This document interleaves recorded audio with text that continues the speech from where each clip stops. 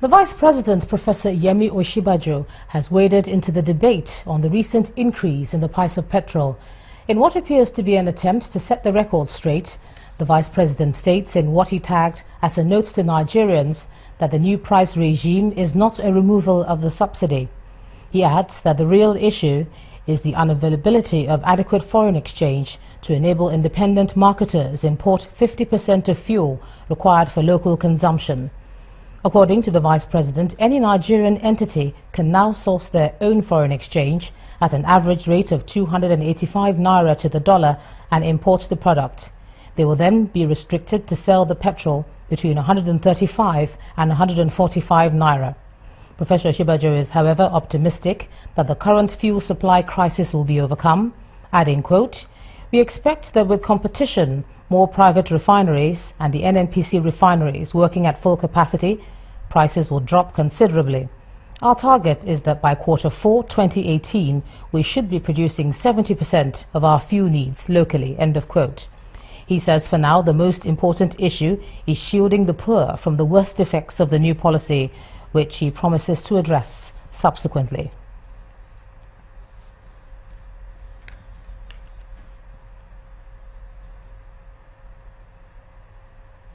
Meanwhile, the Minister of Information and Culture, Alhaji Lai Mohammed, has also been explaining the reason for the new price regime, saying the time for the increase is now. He also gave the assurance that the interest of Nigerians was fully considered before the federal government made the move. That decision is inevitable if we are to end the crippling fuel scarcity that has enveloped the country, if we are to ensure the availability of products and the suffering that our people have been subjected to should be put to an end. With the drastic fall in the price of crude oil, which is the nation's main foreign exchange, ANA, there's also been a drastic reduction in the amount of foreign exchange available. The unavailability of forex and the inability to open letters of credit have forced the marketers to stop product importation and impose over 90% supply burden on the NNPC since October 2015.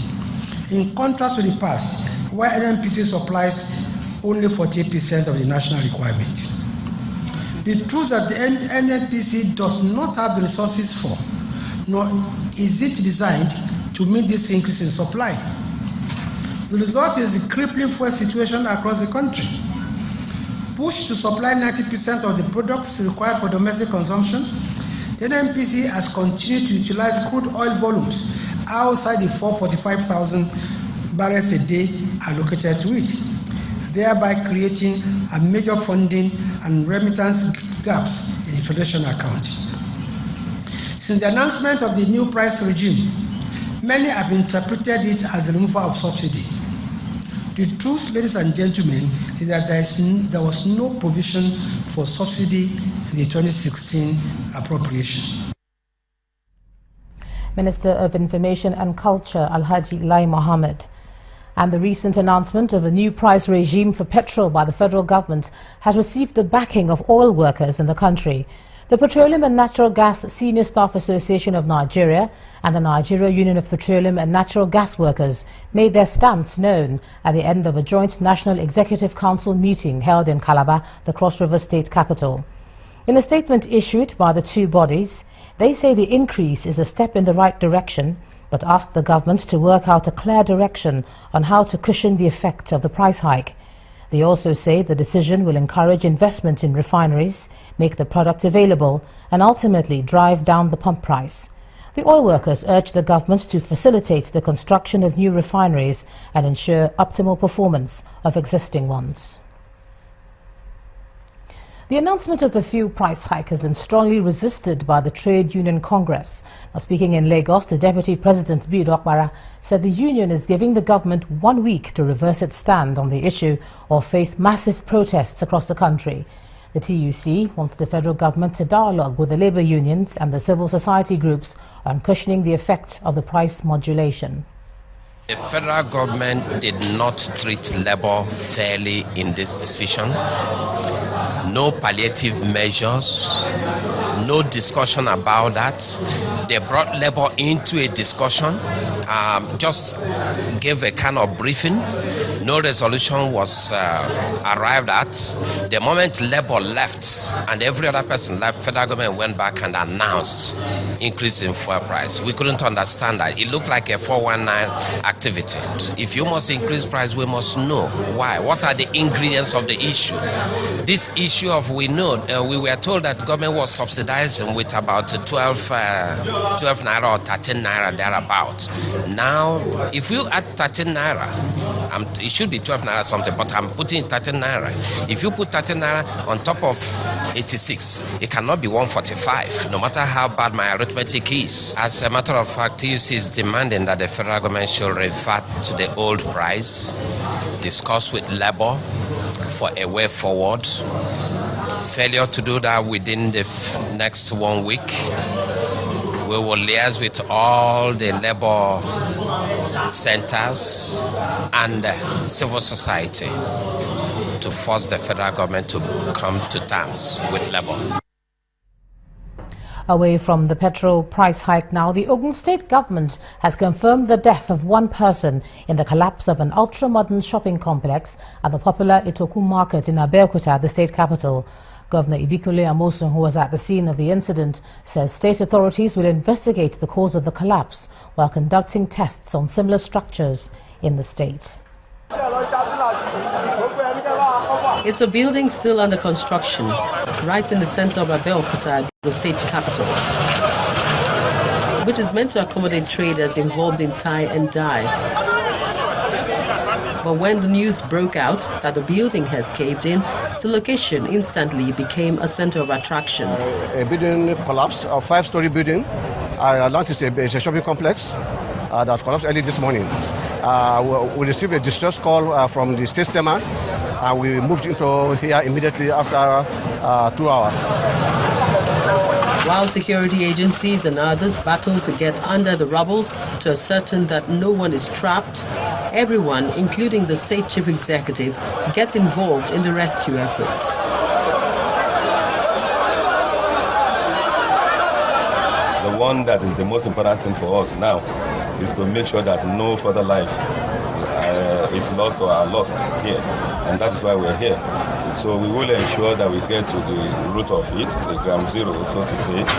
And once we ascertain that there is no person there, nobody, no human being there, then of course we will now do the needful. We will find out what are the causes for this. In situations like this, blames are not in short supply, and almost everyone has an idea of what the likely causes are. But I see more faults to the engineers of the building, because by seeing the texture itself, you get to know that it's less of cement than sand. So this is just a thing that is quite uncalled for. Incidents of collapsed buildings are becoming a recurring decimal across the country. It is high time governments at all levels ensure full compliance with building guidelines and allow professionals to take charge in the construction of buildings, especially the ones for public use, in order to save the country huge sums of money and sometimes human casualties. The federal government has set aside 12 billion naira in the 2016 budget to rebuild the Northeast. The Minister of Budget and National Planning, Udoma, says in line with the United Nations Development Programme's 2016 Human Security Report, federal government authorities have put Nigerians at the center of its development programme to alleviate the sufferings of internally displaced people. Our correspondent Amaka Okafor reports. Government officials, diplomats, civil society activists at an event to launch the 2016 National Human Development Report on Nigeria. To set the ball rolling, the country representatives of the United Nations Development Fund, Ms. Fatima Samora, outlined the findings and recommendations from the report. According to her, the insecurity in the country is a reflection of the level of development in the country. There is therefore a need for a holistic approach to mitigate the challenges. The report highlights in sum the fact that Nigeria's score for human development is relatively low in spite of the promising indicators, particularly in the economic realm in recent years. Much work therefore need to be done to ensure that there is a greater equity and progress not only across the realm of human security, but across all gender groups and geopolitical zones of the country. On his path, Minister for Budget and National Planning, Senator Udo Udoma, says that, as recommended by the report, the present administration has Nigerians at the center of all its programs to ensure a better standard of living for the citizen, which in turn will enhance development and security in the country.